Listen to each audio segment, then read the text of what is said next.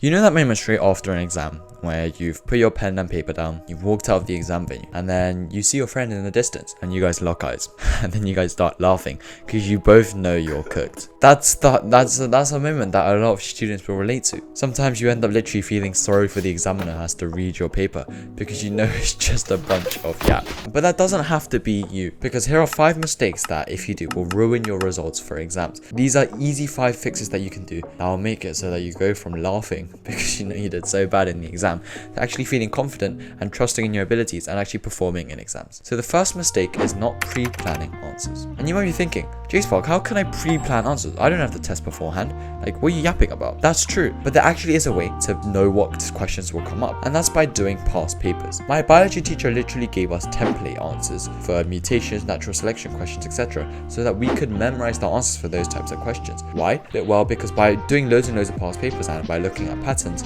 you're able to actually see what types of questions come up and what types don't. And so obviously, even though this will be different for like every single student in doing a different exam, your teacher will probably tell you like what type of question tends to come up, and normally they give you like a model answer or like a structure to follow. And so quite literally for every single like protein synthesis question that came up, I knew what I had to write because it was the same 5 bullet points. Same with natural selection. And you could do this for each subject in each topic. Even if your teacher doesn't tell you, you could just do loads and loads of past papers. When you do that, you get a feel for what topics come up and what types of questions will come up. And so once you have those, write down all of them and write down the model answers and start learning off those. When you don't do this and you just revise off the content, there's actually a big difference between actually learning the content and writing that in a form that the mark scheme likes and in the form that you will actually get marks. Although it actually, like, in the sense of learning, it doesn't really make sense. Taking exams is actually a skill, and you can only level this up by taking the exam, which is by doing past papers. And so what my revision used to look like is, as I'll put it on screen,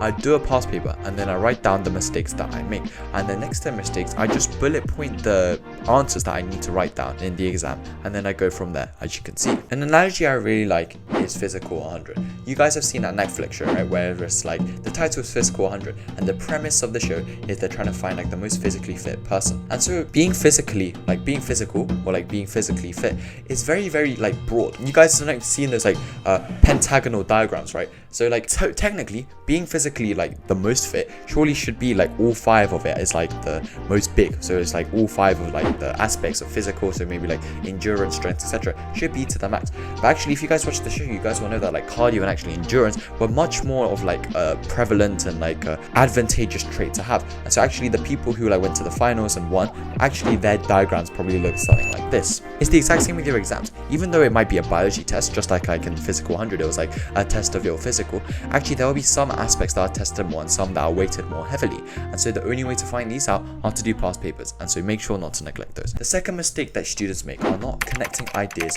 while studying. Every 2 weeks we had an English lecture, and so for each of the 12 texts that might come up in the exam, we had a whole lecture, an hour-long lecture where the speaker would like come up and then go through the whole poem, and we were expected to make notes. And so then by the end of the 2 years, I had like a series of like notes, as you can see here, of 24 different like lectures, because for English literature and language, you can see that was a lot of content, but none of it made sense, nor was it connected, or nor was I able to recall it because it was just a block of notes, a block of learning, a block of information. So whether it's through mind maps, teaching it to someone else, or collecting it all together and summarizing them, you have to be able to link it and kind of do something with that information. The analogy that I really like is kind of like, it's like mud. Mud is kind of useless and it's like you have a vast amount of quantity with it, but when you sift through it, you can start to find the gold within the mud and get rid of all the useless stuff. And so you have to start to do that with your study notes or ideas or concepts.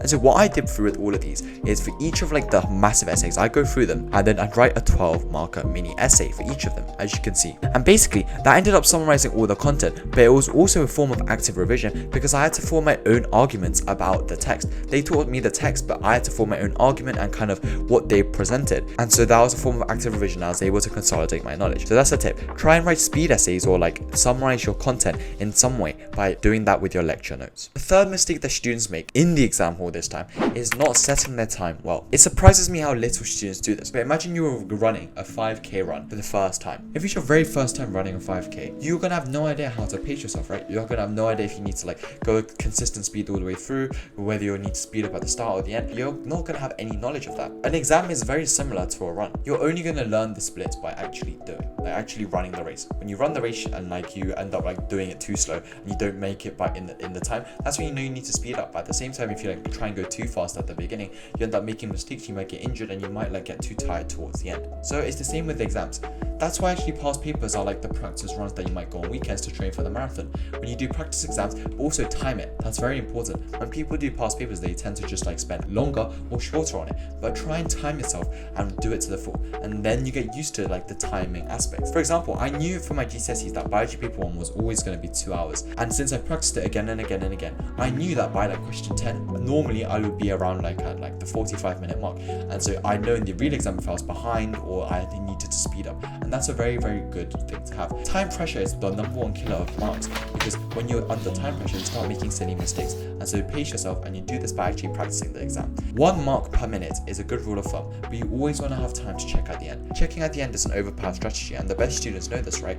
Where like even though like you thought you got it right, when you do it again and you read through like your answers, you realize that you made like stupid mistakes, you misread the question, and so you should always leave time to check. The 4th mistake that students make is they don't go through and bullet point during the exam. So what does this mean? When you first open an exam, normally you tend to just work through the paper in order. Actually, that's not the most efficient way to do it.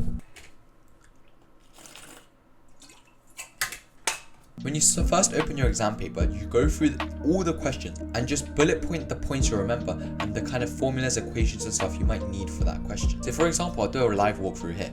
So as you can see, especially in physics, most of the questions require you to wordify or like bulk out the different formulas and equations. And because straight after like opening an exam paper, you have the most amount of information in your brain. Your brain isn't optimized for holding information, so by offloading all of that and giving yourself like bullet points and giving yourself a structure and frame for all of the questions is advantageous for many reasons. Firstly, you're dumping down all the knowledge, so you're less likely to forget as you go through the paper. A funny story is, I remember I knew all this stuff, but then as I was working through the question, like when I went to the end and it was the last couple of questions, I ended up forgetting it because I used all my brain power and like memorization techniques for like the first easy questions. And so firstly, you're going to end up remembering the structures. And secondly, this strategy is useful because you get to kind of eye out and scout out what type of questions are going to be in the exam. And so if you see harder questions towards the end where your bullet points are quite lacking, you know that's something you need to spend more time on. Whereas if you have loads of bullet points, it's very easy to flesh out something that's already there. For example, if you already have like a piece of drawing and you put tracing paper over it, since there's stuff already there, it's easy to trace over, and that's what the bullet points do. And also a lot of the time in mark schemes, those bullet points will actually give you marks if you run out of time, and so those bullet points you jotted down right at the start will end up acting as actually more marks you can gain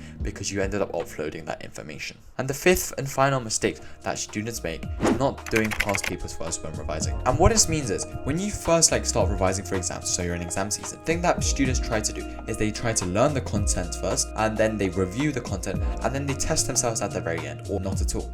But actually, this is a mistake because this is very, very inefficient, because although this is good when you have a lot of time, when you actually reverse this order and you start with the past paper, obviously because you haven't learned or reviewed the content, your score's going to be very low. You're probably going to get majority of the stuff wrong. But when you start with doing the past paper first, when you can get questions right in that past paper without reviewing or learning the content, you know that's topics that you're 100% confident at, so you can cross those off your learning and reviewing list. So when you start with the past paper, it's kind of like a funnel shape. You're funneling out the stuff you already know, so you can focus your time more on the stuff you're prone to lose marks on, and you'll review and learn the topics that are your weaknesses. And in exams, it's literally scientifically proven that the most efficient way of studying is reviewing your mistakes and practicing your weak points. And so instead of like the upward pyramid shape where you have to like study more and more and more, because like when you do learn and then you review and then you do past papers, you're gonna have to like end up putting more and more time in. When you start with the past paper and then you review what you got wrong and then you learn off that, you're gonna end up saving loads of time, but also it links in nicely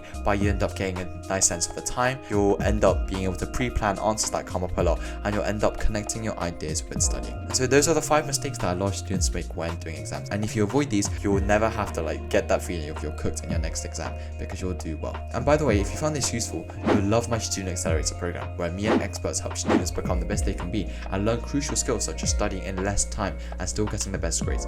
And so if that interests you, click the first link in the description where you can watch the free masterclass where I introduce the whole program. But as always, take action in what you learned today, and I'll see you next time.